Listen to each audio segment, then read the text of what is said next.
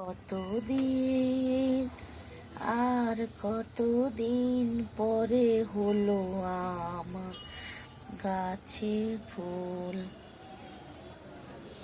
কতদিন গাছের কুঁড়িগুলো সব পিঁমড়ে ধ্বংস করে দিল। পুরো 4 মাস পরে হলো আমার গাছে ফুল। তাও হলো তো পুরো পিঁমড়ে ধ্বংস করে দিল। কি করে মারা যায় বলো না বন্ধুরা। আমি এত খুশি, এতদিন পরে ফুল ফুটেছে। সব কুঁড়িগুলো নিচে ঝরে গেছে। এখানে তো একটাও ফুল ফোটেনি। এই একটা ছোট্ট কুঁড়ি দেখছি।